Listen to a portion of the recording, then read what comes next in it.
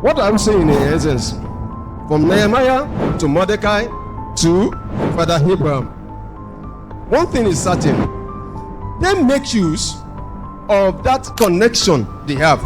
Abraham as a very close friend to God, as is written. He took the advantage of his closeness with God to bargain so that God can spare the people of Sodom. Mordecai also had to use his influence with Queen Esther, and as a result of that, the intention of Haman was brought to naught concerning the Jewish people, his connection. Because it was written that he had never, the king said that he had never been so. His countenance had never changed. He's always cheerful to render his service. And that gave him, that is what I call commitment. That access, commitment to God. He was performing his duty faithfully, joyfully. And when the king now observed that, oh, Nehemiah, I know you are not sick, but this one must be something that is affecting you deeply. Nehemiah took the advantage of his closeness, of commitment to God. So also, as fathers of faith, in our respective places of endeavors and influences, we should be able to rise and change the direction which this country is moving towards.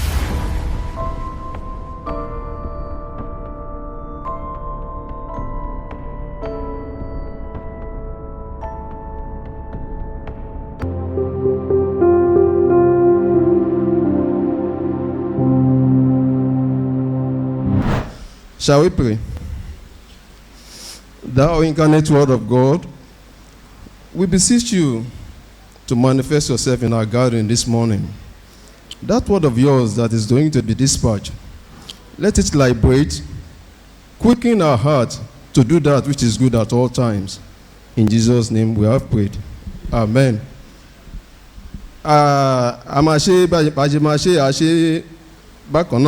So we might drift into the English aspect or might drift into the Yoruba aspect.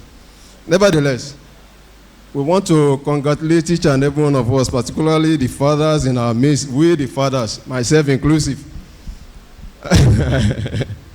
So we thank God for the grace to witness another Father's Day. It's a pleasure and it's worth thanking God for in our lives. The theme for this year's Father's Day is Righteous Father, Rise for the Peace of the Nation. Èyí tí ó túmọ̀ sí pé bàbá gẹ́gẹ́ bí bàbá olódodo kí a dìde fún àlàáfíà orílẹ̀-èdè wa. Adẹ̀mú ẹsẹ̀ ọ̀rọ̀ Ọlọ́run náà nínú ìwé Sáàmù orí 22 ẹsẹ̀ 6 tí ó wí pé gbàdúrà fún àlàáfíà Jerúsálẹ́mù, àwọn tí ó fẹ́ yóò ṣe rere. Thank you. Pray for the peace of Jerusalem. They that love it shall prosper. This particular psalm is one of the psalms not written by David. Out of the wonderful psalms written by David, a lot of it were not written by David. This particular Psalm 122 was written by Solomon. And its depth is classified as a psalm of worship. It is definitely described as worship. Virtually all of us, one time or the other, we will have quoted one or two or three of these verses, particularly the very first verse. I was glad when they said unto me, we should go into the house of the Lord. Or that's verse 6, where we quote the text of this message. Pray for the peace of Jerusalem. Or the last verse, for my brethren's sake, and for the house of our Lord, I will do what? I will seek his peace. Verse 9, because of the house of the Lord our God, I will seek thy good. One time or the other, we will have gotten used to either of these three verses. And I'm very sure, as Christians, we preciously quote and make use of this particular verse. When we talk about fathers, we all know who father is. Fathers are those that are saddled, basically, principally, with responsibilities. Fathers are saddled with responsibilities from the household to the neighborhood, to the workplace, to the church, and the larger society, the country. Fathers are saddled with responsibilities. They are like the proverbial donkey, which is the burden bearer. They bear a lot, even to their own health. And I know most of us are used to a particular state in Nigeria, and it's equally coming close to my domain there, where we have more landlords than ladies. I'm not saying that you kill your husband, so don't misquote me. It's just because the fathers, as a result of the enormous responsibility and pressures on them, it affects their health, which they, in most cases, they don't pay attention to. And that's what normally led to their early exit. I pray that God will continue to strengthen us and do us with good health so that we might live long enough to shepherd the flock of God in our care.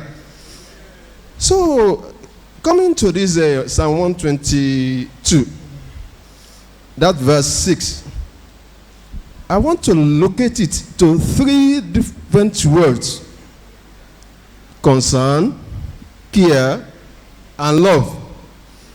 You don't show concern for what you do not care about, and you do not love what you do not care about. We are going to establish it in the lives of three fathers of faith in the Bible. The first one being Abraham. And we shall look at that from Genesis chapter 18. Let's start from verse 23. Whoever sees it, let us, whether English, Yoruba, it's allowed.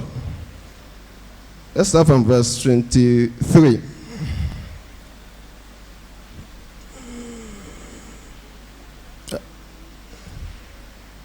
Okay, thank you. Is already on the board? Yep. Yep. Yep. Yep. Then, so Abraham in this text engaged God in a bargaining lot. I think this to me was the first bargaining in the Bible. And why is this so? Abraham had Lot and his family in the land of Sodom. And God, because of his relationship with Abraham, decided that he was not going to execute that which is as in mind without informing Abraham. And because Abraham had a concern for his cousin Lot and his family, Abraham had to engage God in what is known as the first bargaining lot in the Bible. And what did Abraham say? Abraham took up on God and said, perhaps if we should find 50 righteous men in Sodom, will you equally destroy Sodom? And going down, Abraham bargained from 50, verse 32. Verse 32 of it with verse 32. Yep. That is the last bargain. That's the last bargain. Yes, sir.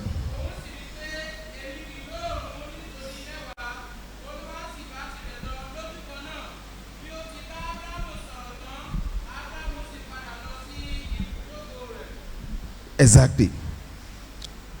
Abraham started bargaining with God from 50 righteous people. Unfortunately, there was none, not even 5.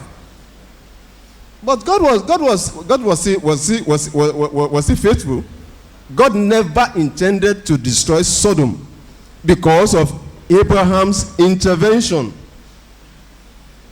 However, none.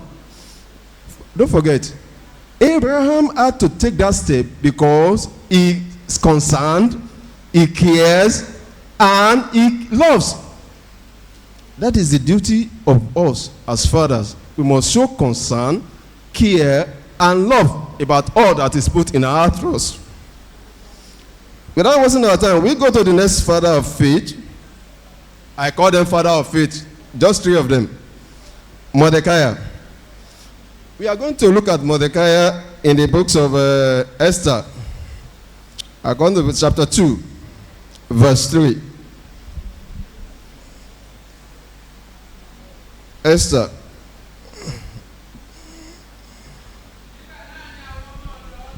Yeah.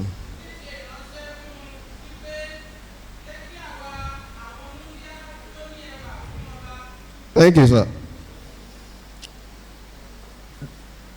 Sorry. Yeah. Sorry, sir. Verse 3, chapter 3.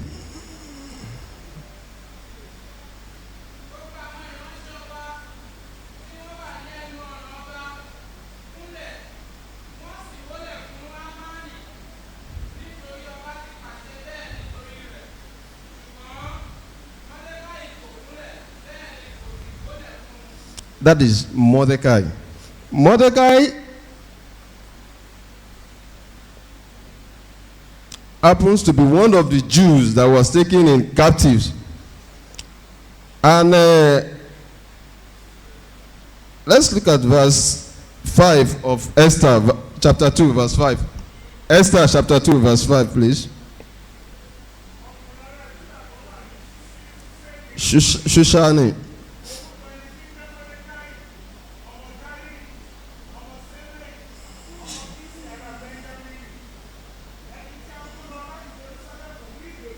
Yep. Mm-hmm. Verse 7. To Adasa.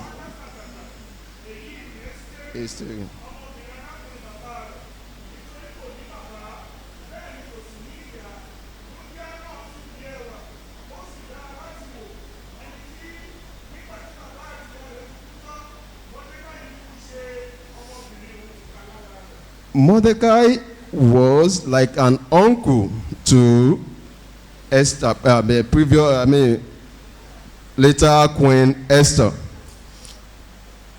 What role of a father does Mordecai play in the life of Esther?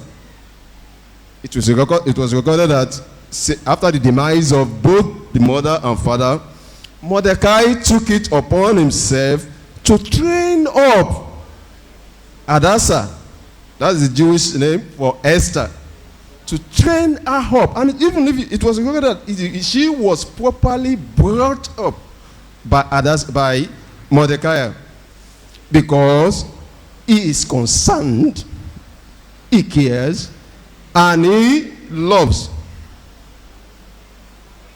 No account of his own immediate family was mentioned, but because of what he did in the life of Esther, from her upbringing up to when she became the queen to Ahasuerus, he took total care.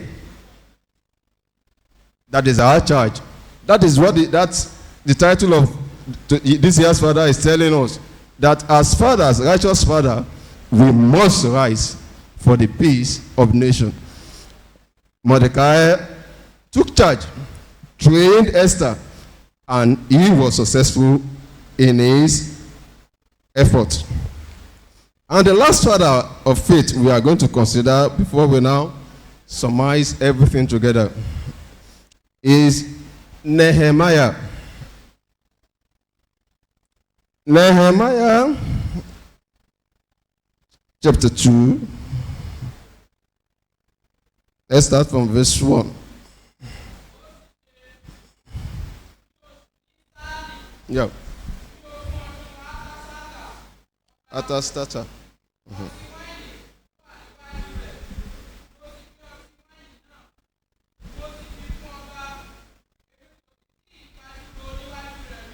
Verse 2, sir.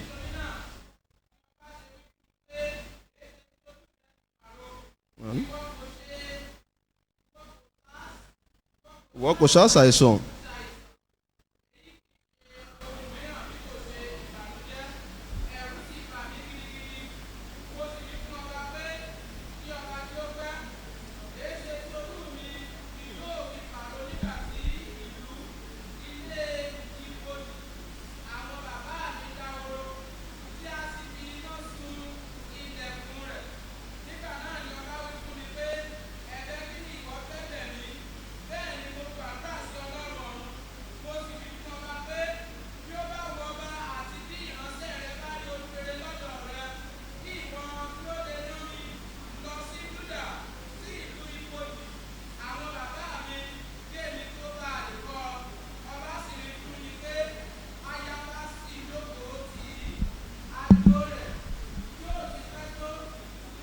Ajore.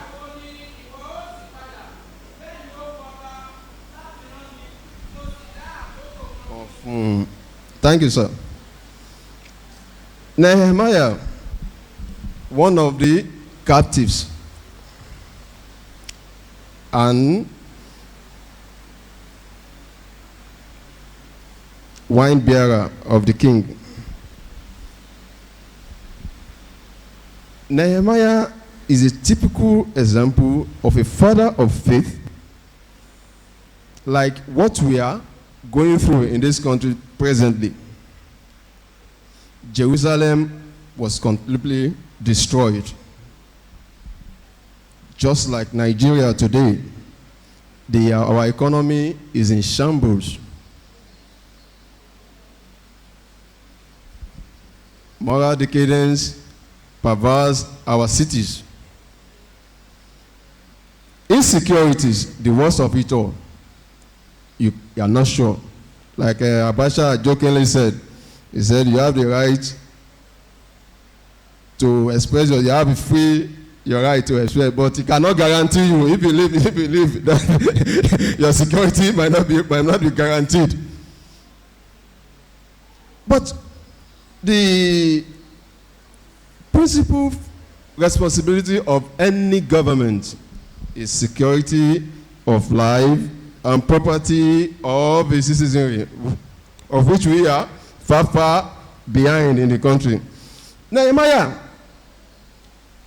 if I want to compare Nehemiah, I compare Nehemiah with our fellow countrymen that one way or the other had to leave this country to engage themselves in other countries' benevolence.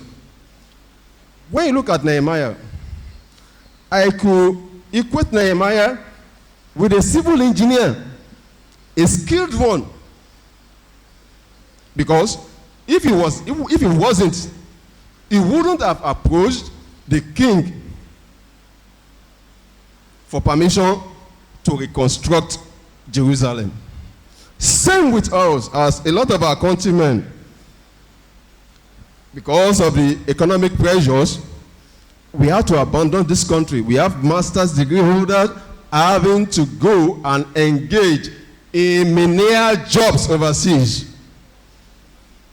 Are we not under captivity already? Because our best brains and skilled artisans are daily departing the shores of this country for greener pastures. In the case of Nehemiah, it was forced. But we can say ourselves, those who are seeking better living conditions or environment were forced as a result of the economic pressures. But Nehemiah, because he is concerned And he cares, and he loves his country, Jerusalem. That was why he had to approach the king for permission for him to rebuild the broken walls of Jerusalem. So also, the call is going to us as fathers in this country today. We should show more concern than before. I know it's never an easy task, because the challenges, the expectations, the pressures are too much on us as fathers. I only pray that God will continue to uphold us and give us more strength to accomplish this task. What are we saying in essence? From Nehemiah to Mordecai to Father Abraham, one thing is certain: they make use of that connection they have. Abraham has a very close friend to God, as is written.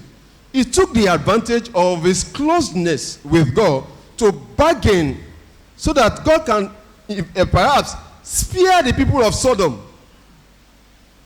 Mordecai also had to use his influence with Esther, Queen Esther. And as a result of that, the intention of Haman was brought to naught concerning the Jewish people. His connection. Nehemiah, because it was written that he had never, the king said that he had never been so. His countenance had never changed. He's always cheerful to render his service. And that gave him, that is what I call commitment. That access, commitment to God. He was performing his duty faithfully, joyfully. And when the king now observed that, oh, Nehemiah, I know you are not sick, but this one must be something that is affecting you deeply. Nehemiah took the advantage of his closeness, of commitment to God. So also, as fathers of faith, in our respective places of endeavors and influences, we should be able to rise and change the course of the direction which this country is moving towards. In the economic sector, in the political sector, is a challenge on us as fathers of faith to always speak truth to those in authority.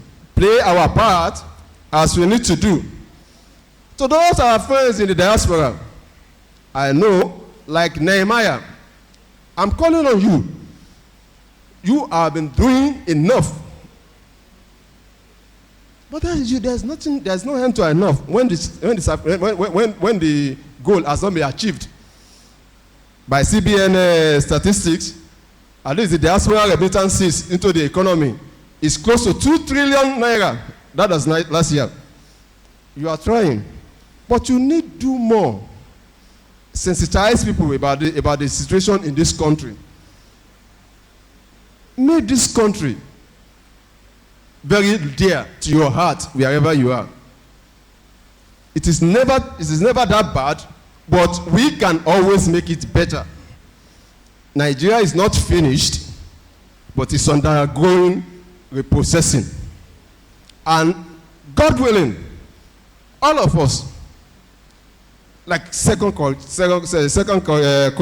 chapter 7, verse 14, says, if my people who are called by my name shall humble themselves.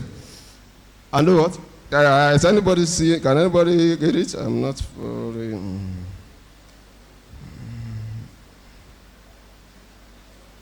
Second Chronicles 7:14. Yes, sir.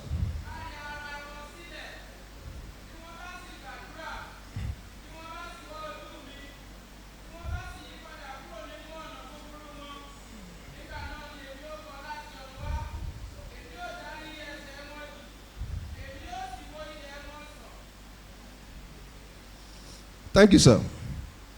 If my people, which are called by my name, shall humble themselves and pray and seek my face and turn from their wicked ways, then will I hear from heaven and will forgive their sins and will heal their land.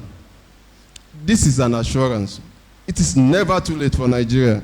Nigeria is not dead, not to talk of being buried. Nigeria will rise again. As Nehemiah was able and succeeded in rebuilding the fallen walls of Jerusalem, so also will God restore the stolen images and the stolen peace of this country. All those that are responsible for the insecurities in this country, in no due time, God will expose them. And all the machinations against Nigeria shall come to naught in Jesus' name. So also, as Mordecai was able to put to naught the plans of Haman concerning the extermination of Jewish people all over the world. That was the intention of Haman. It's not only in Israel. Haman thought and seemed to destroy the totality of Jews wherever they are found. Wherever is not limited to those in Judah or Jerusalem. What Naaman sought was total extermination of the Jewish people. So also are those who are holding Nigerians to ransom, either economically or security-wise. They shall also be put to shame in Jesus' name. Abraham bargained on behalf of Sodom. As a result, though it was not successful to avert God's destruction, but he saved Lot and his family. That is his influence.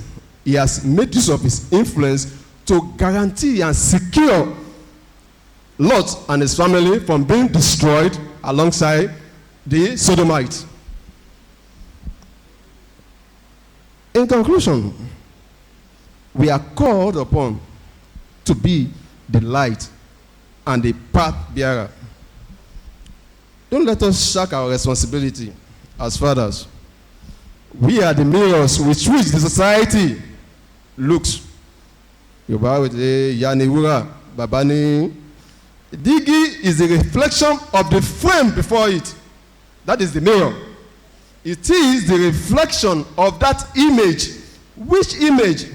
The image of that which is good or of that which is evil.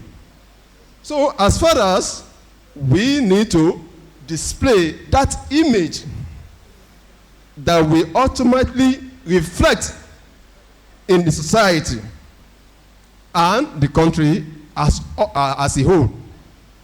I pray God will endure us with that strength to do that which is pleasing unto him. Lastly, I will plead with our mothers and by extension our wives to please bear with us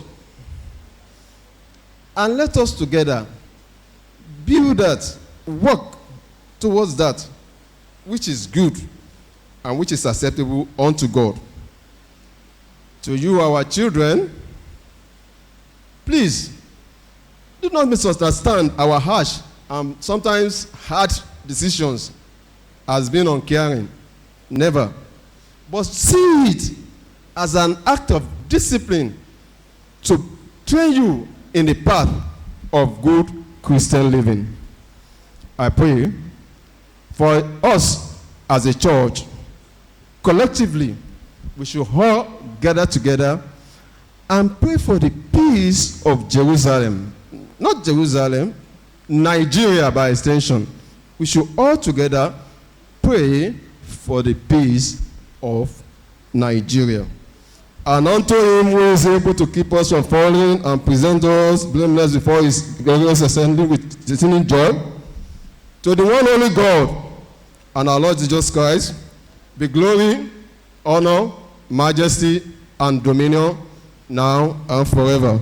Amen. Happy Father's Day. Thank you very much, sir. The Lord will empower you the more.